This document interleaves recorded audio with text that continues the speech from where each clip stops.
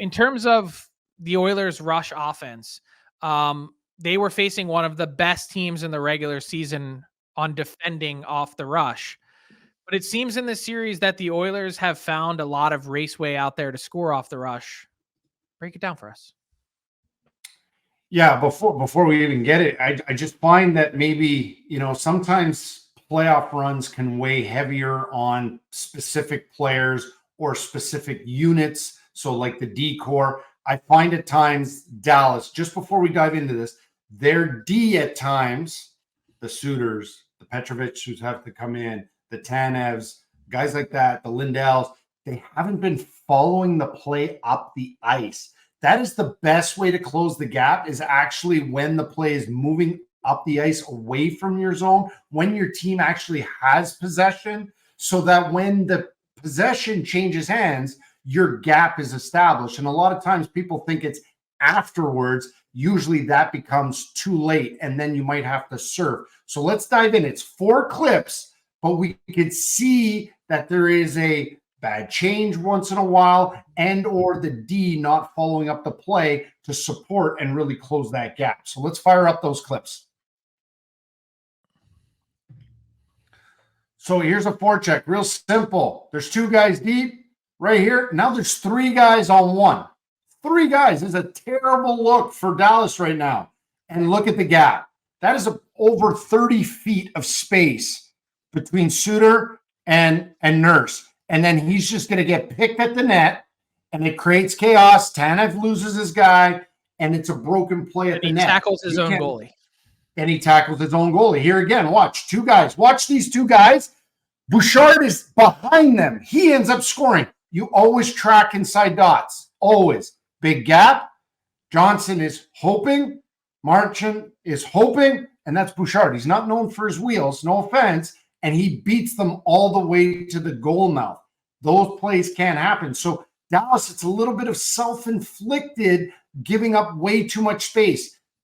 He's a Hall of Famer, in my opinion. Pavelski goes to the bench. That's a hope change. Now, Lindell didn't follow up the play. Huge gap. And now he commits on the first pass, giving up Draisaitl way too much time again. Watch 2 guys get beat by a pass. Watch 3 guys all focus on 1 guy. That's going to create a ton of space. It's Cody Ceci. No offense again, but now Cody Ceci's up ice. He's got a middle drive, and it creates chaos. Petrovich loses his guy instead of boxing out.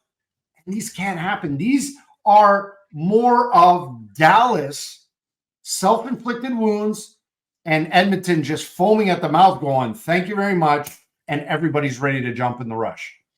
Yeah, that Edmonton transition, if you give them space, we've seen this for multiple seasons now, they will hurt you. And in the playoffs, you just don't normally see that type of space. We referenced it about the way the Rangers have been defending the blue line. But, John, another story in this series has been the penalty kill. Both teams are sitting at 100%. When's the last time 2 teams didn't score a power play goal through an entire series, especially with the Oilers power play and the talent that they have? But specifically for Edmonton, this goes back to the second round. They've killed off 23 straight power plays. So is this strategy based or is this predictability by the Dallas Stars? Is this film? I mean, what is it about this penalty kill that just won't even allow Dallas into the zone to set up?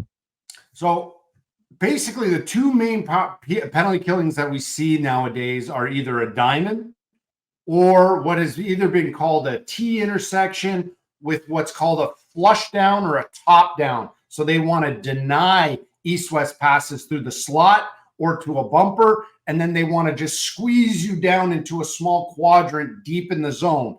And Edmonton's consistency has been impeccable. And Dallas, at times when the openings are there, what do? One of my big pet peeves, overhandle, and they slow down all their opportunities to strike, all their opportunities to get to the weak side, which is what Edmonton is denying. They want you to play on one side of the ice and then squeeze you down below the tops of circles. So as we fire up these clips, Dallas has openings, but they're just not taking them, and Edmonton has been consistent. The first two clips, entries, you delay, they seal the wall. Here's a triangle. They're going to take it away from you. Now Duchesne forces a bad pass.